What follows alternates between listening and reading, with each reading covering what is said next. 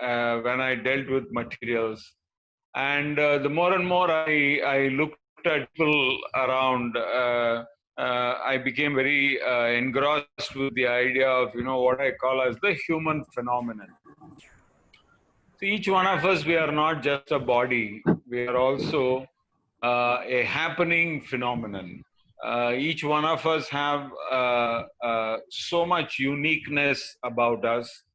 At the same time, all of us, also fall into some kind of a common framework that allows, each other to understand each other and then, work with each other.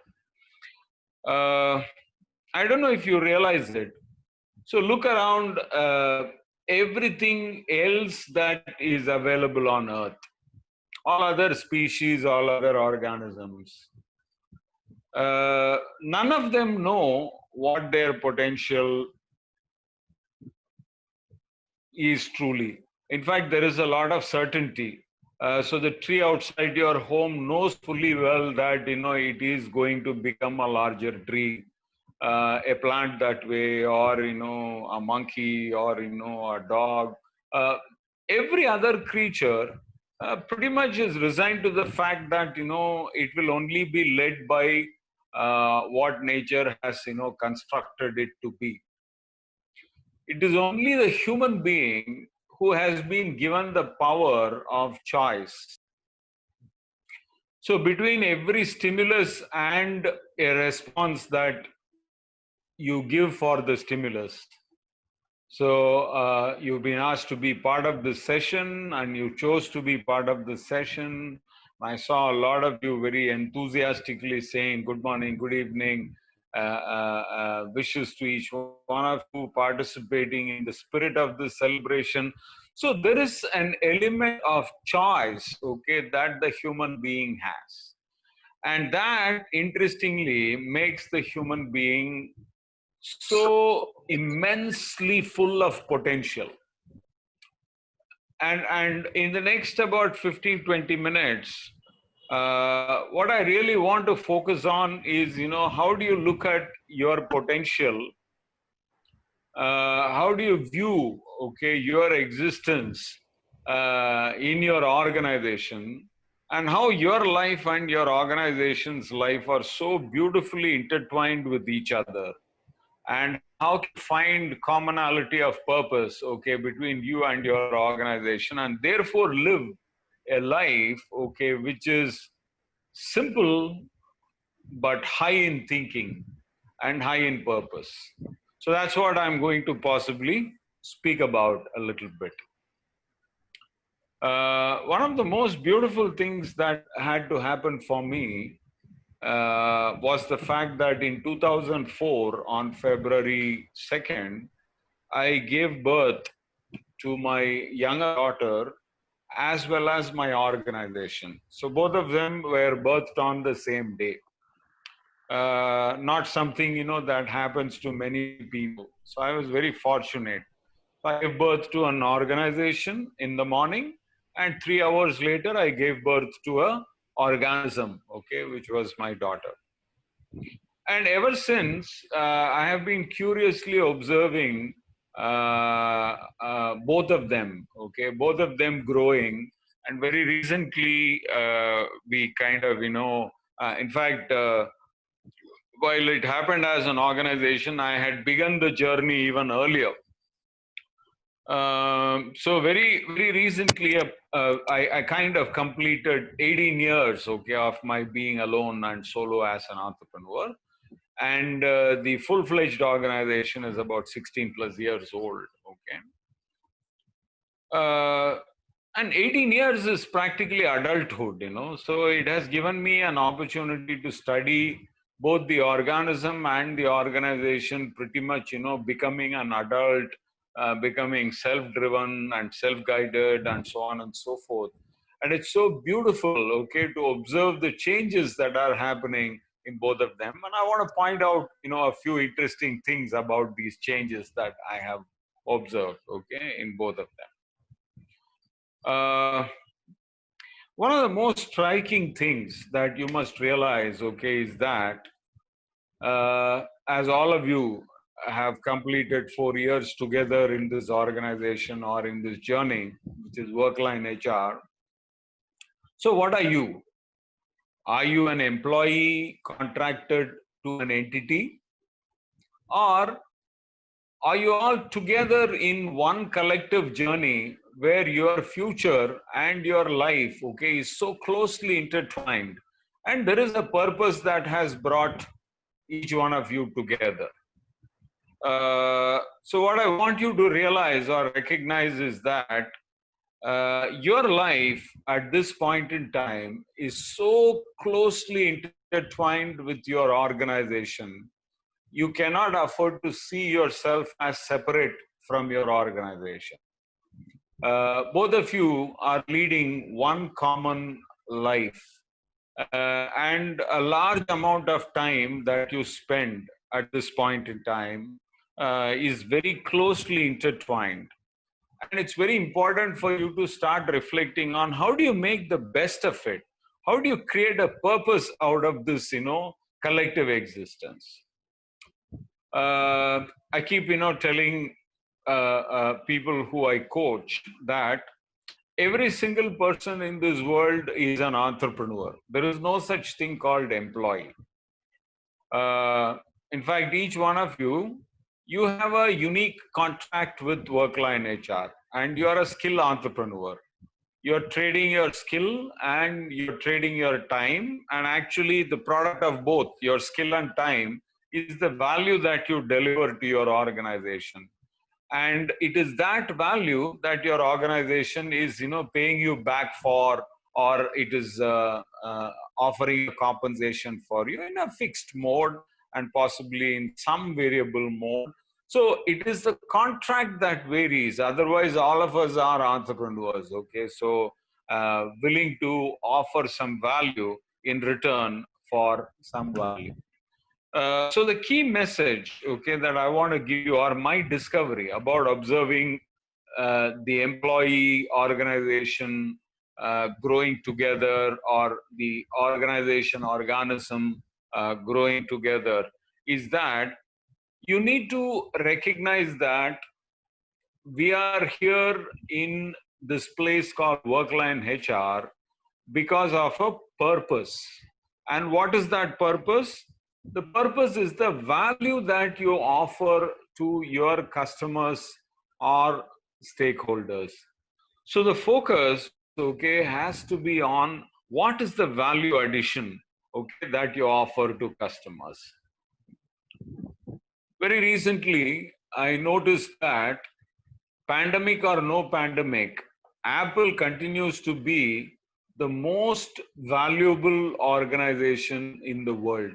And it even pipped Saudi Aramco. Can you believe? Apple's market capitalization or value is more than that of Saudi Aramco, which is basically an oil company. Okay, how is that possible? And I've always wondered, and when I founded my company, there were three inspirations. Okay, when I looked at entrepreneurs or business ideas, okay, to kind of be inspired by. One of that was Apple, Steve Jobs, and what I liked about Jobs was that Jobs' philosophy is very simple.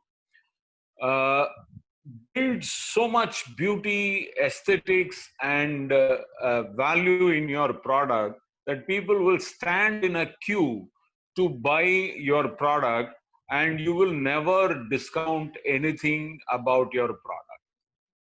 Have you ever seen Apple making an offer? So far not, and I hope they stay that way. So staying on top of the game is about pursuing that kind of excellence and staying focused on value addition. So whether you see yourself as an individual working in Workline, or you see yourself as part of the destiny of Workline HR, I would prefer you look at it as the second. It is very important for you, each one of you, to focus on what is the value addition. that you're able to offer, and stay completely focused on it. It is extremely critical, okay, for you to realize that you are here with a purpose and time is flying, okay. You're spending the best parts of your years with this organization, and therefore you must stay focused on what is the value that you are adding to the journey and to the time that you are spending with this organization. Are you delivering value? Are you adding value? Now that sounds quite like Sai scripted this for me and made me kind of inspire all of you guys to only think of giving and not about what you receive, etc., etc.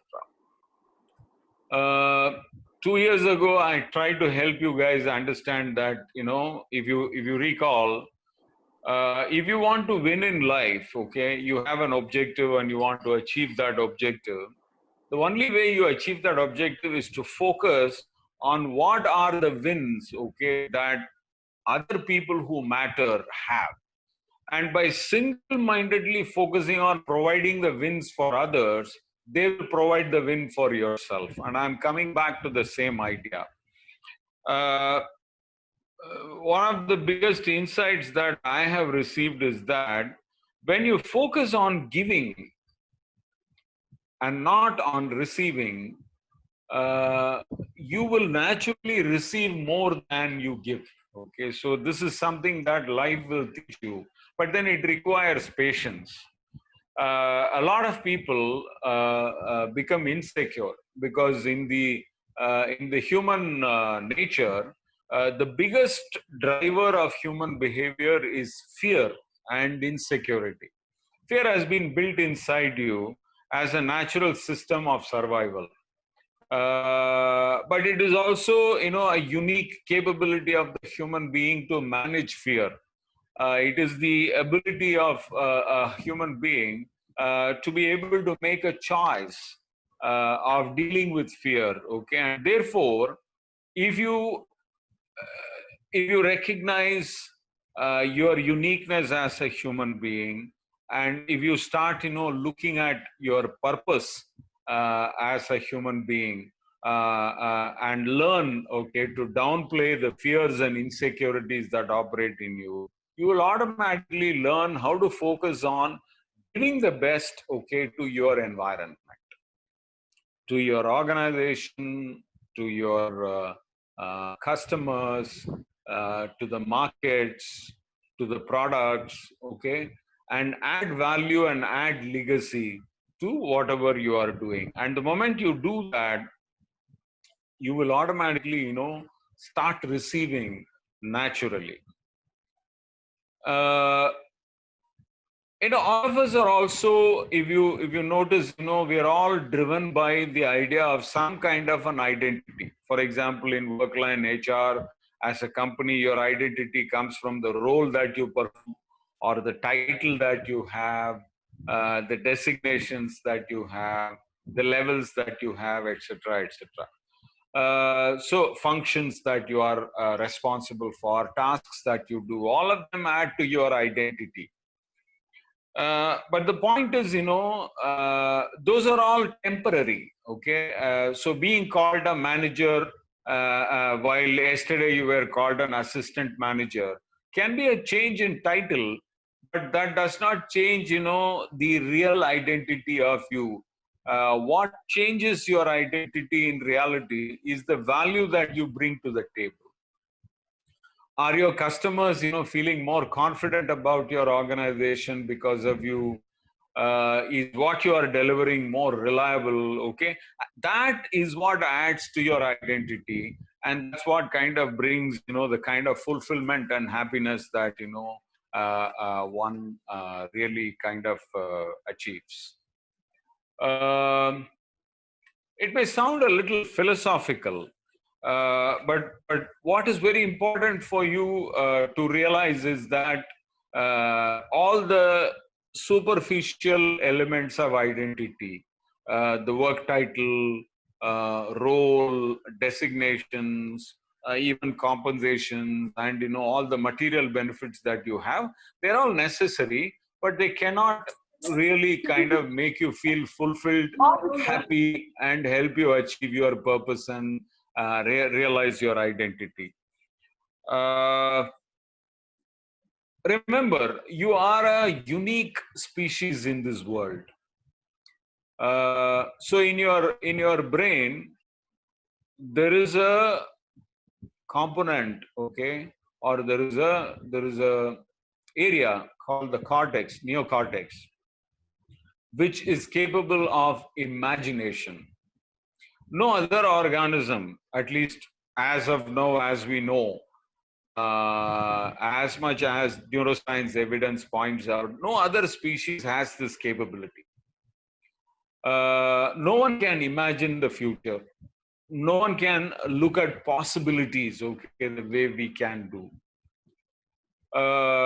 It's therefore very, very important for you as an individual, okay, and collectively as an organization to start reflecting on what is your potential, what is the value that you can bring out and offer, okay, to your customers. While Steve Jobs and Apple were one big inspiration, the other big inspiration was this company called Google. Look at a company which calls out its vision. So someone asked, so what is your purpose or what's your vision? So very simple. We want to be able to sort and organize the world's information. Oh, beautiful. It has no revenues. It has nothing. I mean, they realize that if you go after one of the most important and lofty purposes, okay, that could change humankind, which is to be able to sort and organize, the world's information and make it available in as many beautiful ways and forms as possible, okay? And look at what Google has achieved, okay, for mankind.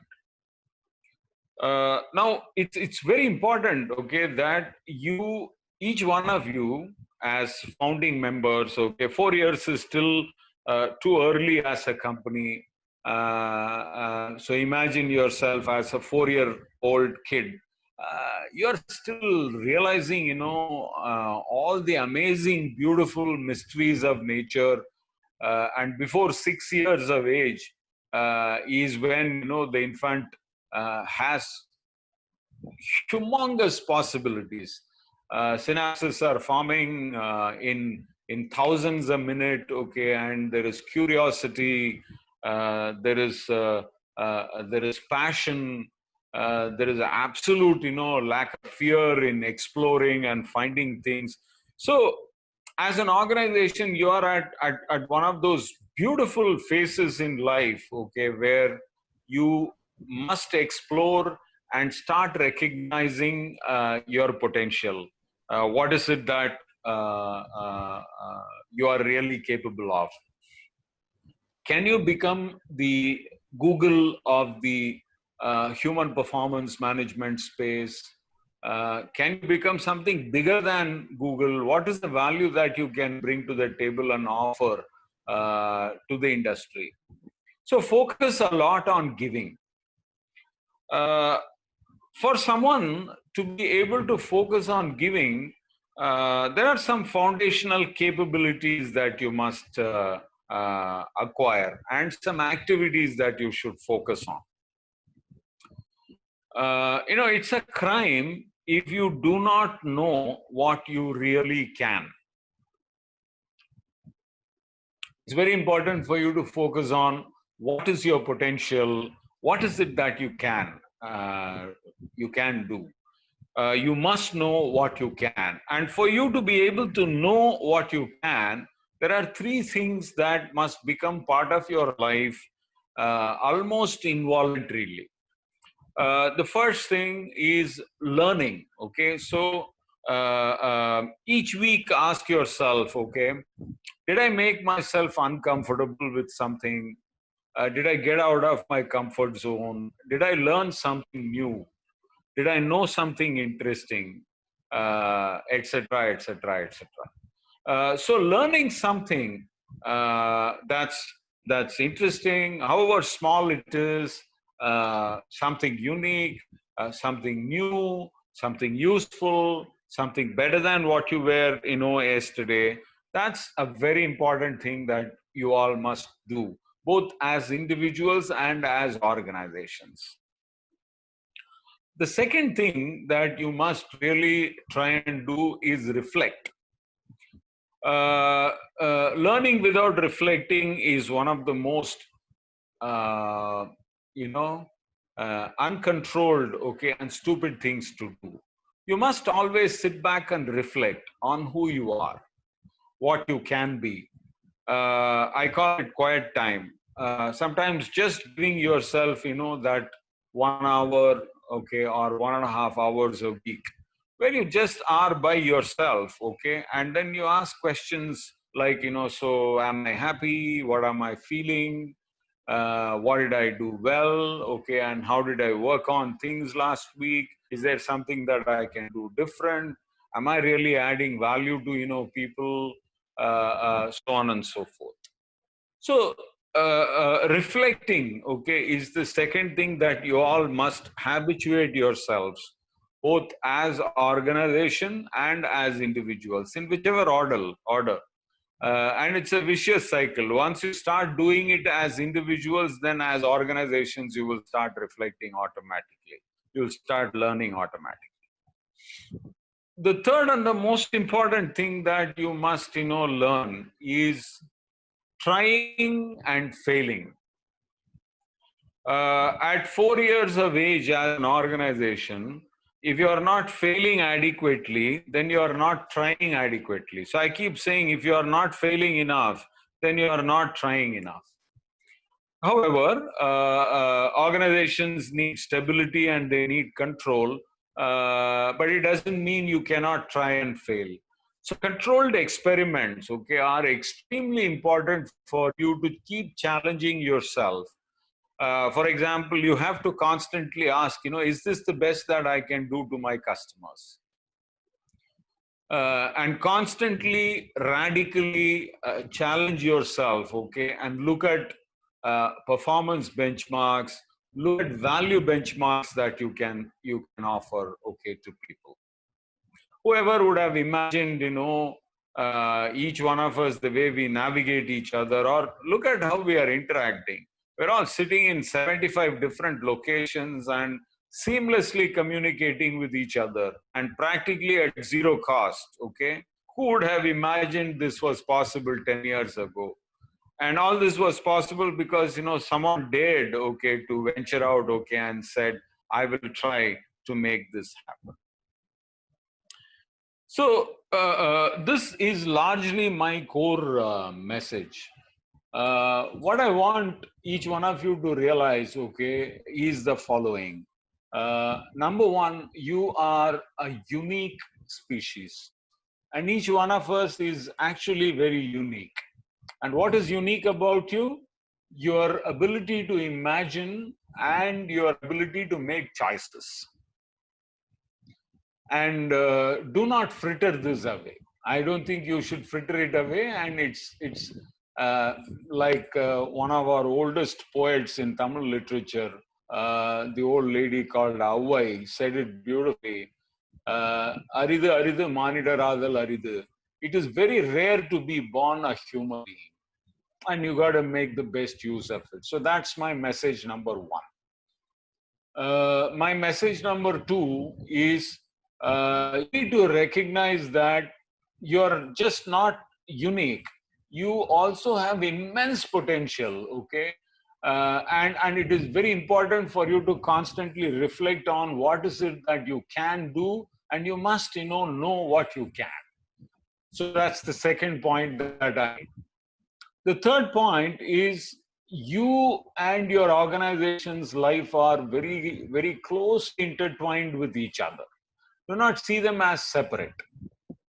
You can always make choices. For example, if you're not happy, if you are not able to fulfill your purpose, you must be honest enough, okay, to tell your organization that, hey, I'm sorry, I don't think, what I'm trying to do in life is in sync with, what you're trying to do.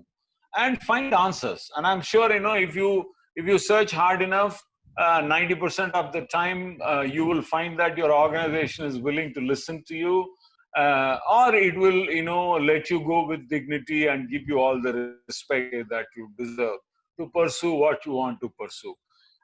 So it's very, very important for you to recognize that your life is closely intertwined with your organization's life.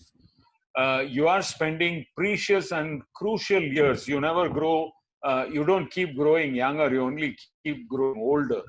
And as you're growing older, you're also losing the precious years of your life, and therefore spend it in the best possible way. Align your purpose with your organization's purpose. That's the third thing that I want you to remember. The fourth and the most important thing is, for you to make the most of this, you must constantly look at what is your potential and what you are capable of, both you and your organization. And you have to feed into each other. Your organization has to, trigger you constantly and make each one of you as employees reflect on whether you are offering the best value that is possible. And you as an individual must challenge your organization and make your organization recognize, okay, whether it is the best that, it can deliver. Can you do something more? And can you be happier? Can you be more purposeful?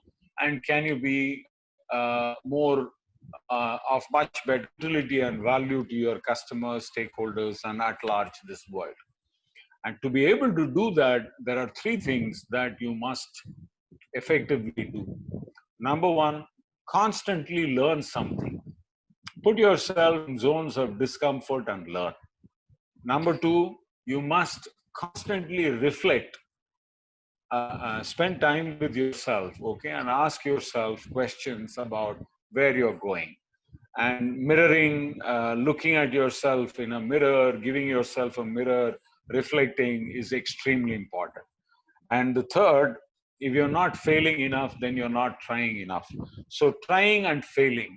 So constant controlled experimentation is going to be the way you realize, the maximum of your potential.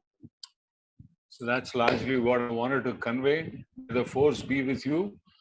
My congratulations and best wishes for completing 4 years, and 4 to 6 years, okay, in a human being's life is the most pristine, okay, the most curious, the most beautiful moments of life, where you bring a lot of happiness to yourself. You can realize, what you are going through to a large extent. There will be tantrums, there will be uncontrolled movements, but all of them are part of growing up and becoming really beautiful selves, okay? And the next 2 years, could possibly be the most important foundation for you as an organization.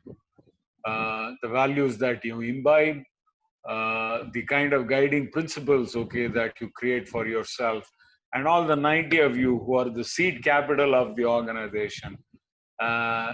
Like you have financial seed capital, this is the seed human capital. And I think you have to become exemplary examples and benchmarks, okay, that people who are going to come into the organization in future can take inspiration from. All the very best, okay, to all of you. And I pray God that, you get all the peace, all the prosperity, and all the happiness, and find a sense of purpose in whatever you are doing, right? Japanese, particularly the Okinawa precinct, they are notorious for living very long. The maximum 100 plus years living people, are in Okinawa in Japan. And they always, one of the things that they culturally focus on is a concept called ikigai. So ikigai means finding the intersection of what you want or aspire for, what you can do or what you are talented at, and what you want to receive, okay, your needs and satisfaction. Finding the common place is very important for you to live a happy, purposeful life. Life is not just about earning money, but it is about leaving a legacy. And that's what this unique human being is capable of. Okay? So all the very best to all of you. Namaste. I hope, you got something interesting out of this conversation. I would truly like to make it a conversation. So if there are questions, I can take it. You can post your questions on the chat window and someone can read it out and I can answer. I'll be very happy if you have questions. Sai?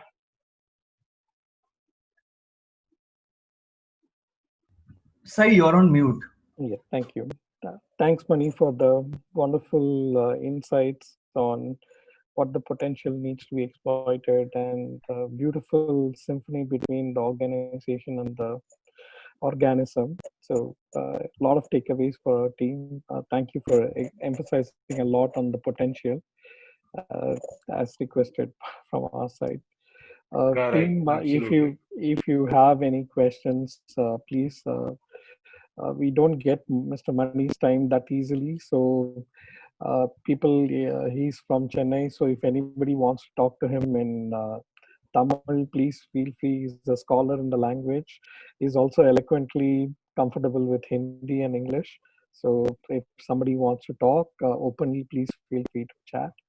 We'll wait for a couple of more minutes to see if there is something on the chat, and then we can move on from here.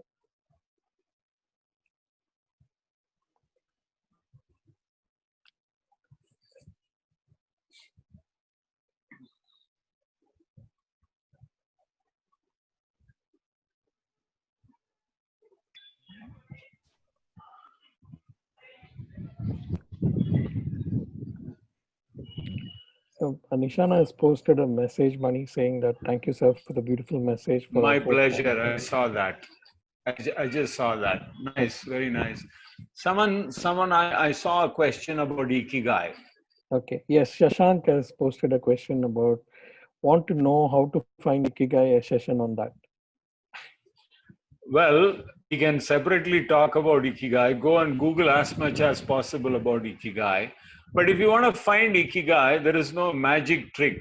I told you three things, okay? You have to constantly learn, you have to constantly reflect, and you have to constantly experiment. Now, unless you experiment with, trying to dance, you will not know whether you are a great enough dancer. Unless you experiment, trying to kind of take up a sport, you will not know whether you can really do it or not. A lot of things are not theoretical. So Ikigai is actually a way of living. It is a culture that you embed in your organization and in your personal life. Keep learning, be curious and keep learning something. And learning can be purely for the sake of learning. It need not necessarily have utility. Utility can come later. Second is to reflect. You need to constantly reflect. And the third and the most important thing is experiment. Okay, that's how you will find your Ikigai. So a lot of people, are corrupted by the Western idea of, how to be a millionaire in 30 days. If you kind of publish a book, it will sell in million copies. Okay, because people think, there is a template to life. There is no such template to life. You have to create your own template. So finding Ikigai means recognizing that, your Ikigai is the purpose of life. Actually, that's what it means. In Japanese, Ikigai means purpose of life.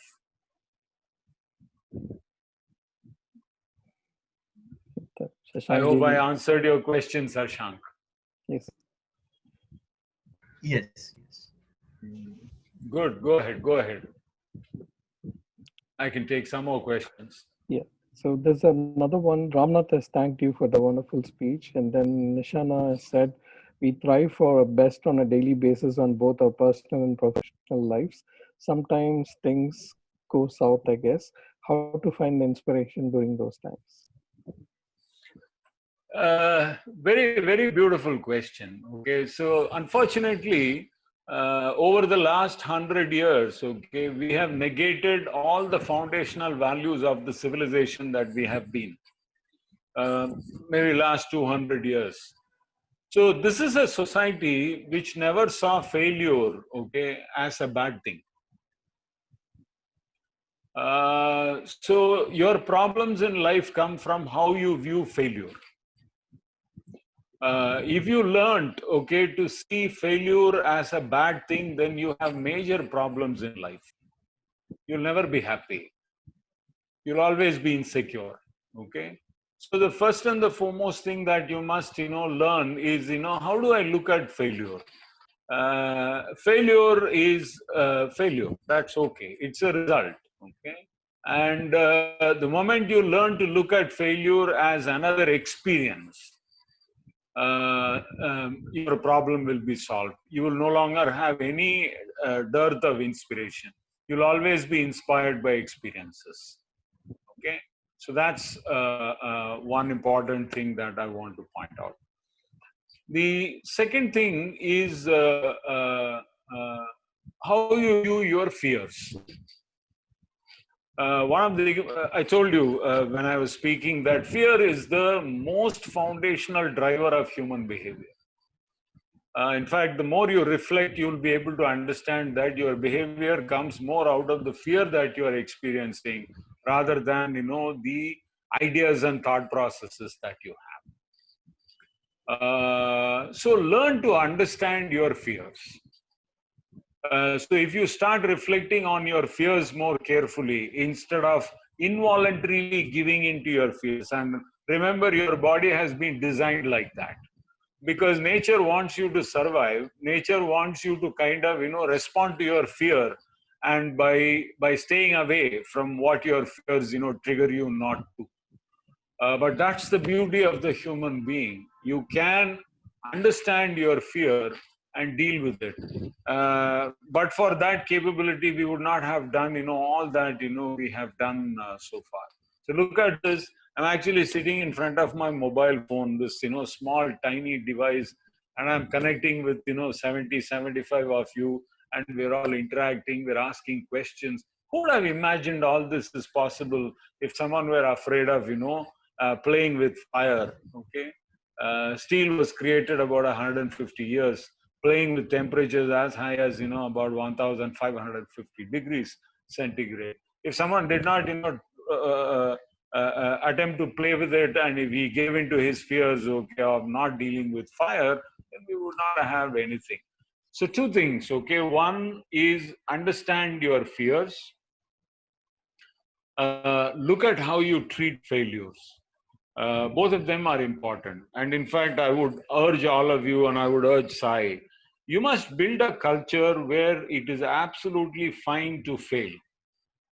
You never criticize people. You never kind of, put down people for failing. So if you are an organization that celebrates failures, okay, and resolve never to repeat your failures or not to kind of, waste time and energy by failing repeatedly. As long as you know that, okay, it's very important.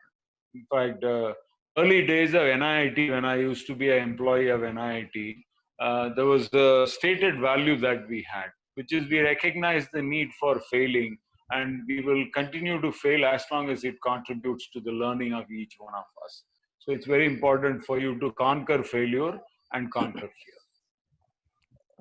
Thanks, Mani, for that note. There's someone else who has written to me on a private mode and Sure. asked me if you can be requested to talk about adapting to change. Sure, that's a very large area. We will talk about it sometime else. We will create a webinar series for you guys, okay, where I can kind of, take up something and spend an hour or so, okay, with you guys on a regular basis. Maybe I can do a monthly session or a fortnightly session, and we can do a lot of learning together. See, adaptation is something that is embedded in each one of you. Look back at how you have survived so far. You can find dozens of examples of how you have adapted. Every morning, you feel like whacking your boss, don't you? You find him so stupid. You find him, as one of the most moronic creatures that you can come across. And the fact that you have managed not to beat the shit out of the guy and, survive in your organization is the biggest example of your adapting to change. Okay. I can't find any better examples. All those, who feel like calling it quits with your spouse every day, but stay on. calling it quits with your friends but stay on, want to beat the shit out of your boss but don't do it and then stay on. All of you are pristine examples of adaptation to change, right? Okay. So look, change means getting out of the comfort zone, and getting out of the comfort zone is very, very unanimalic, and all of us are primarily animals. And it is this, foundational emotions of fear, anger, and doubt, okay, which make you animalic. And the more and more you reflect, the more and more you learn skills, okay, to kind of deal with your emotions, you will find that you will become more and more unanimalic. And that's the trick, okay, to adapting to change. We will talk about more practical tools and techniques, later. Maybe we should do more interesting psychometry with your team. Give each one of them, a mirror to look at, who they are, and then learn how to adapt. We'll talk about that separately, Sai. Sure. There's one last question for this evening Sure. from one of them who's written privately to me. So allow me to read that. So for a 4-year-old child, the mother and father is guiding and developing the child. Is it relevant to assign mentors at each and every employee level or at an overall organization level? Yeah. Well, all of these are structures, that we believe are solutions to problems. For example, the parenting, okay, as a structure, okay. So we all believe that parents guide you, okay. But go back and reflect. Parents don't guide you. My observation is that, a vast majority of parents just keep you safe and secure. I don't think they guide you. You learn and you kind of grow the way you are destined to be. Okay. In fact, more than 3/4 of the parents are completely frustrated a lot because you never turn out to be what they expected you to be. You're always a different creature. Okay. So, should I have a mentor at this level? Should I have all of that is completely irrelevant.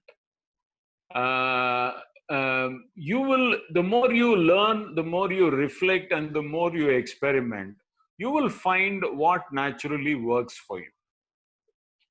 The best mentor that you can find for yourself is you, no one else. Okay, if you know how to love yourself, if you know how to respect yourself, and if you take yourself seriously, then you're the best mentor that you can have. And what are the tools of the trade that a mentor brings to the table? Exactly the 3 things I told you. The mentor asks you questions and make you learn. The mentor asks you questions and make you reflect. And the mentor asks you questions and make you inspire yourself and try.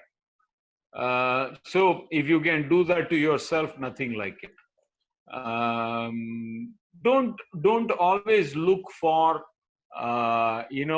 the guidance from outside. Okay, look for guidance from within. Be happy, okay, to take any guidance that can come along. So a mentor is like a specialist doctor. He's not going to be there on a daily basis to guide you. He's going to be there to kind of nudge you, correct you, and give you some way forward. But life is yours. You have to live. Okay, so learn to be a mentor for yourself.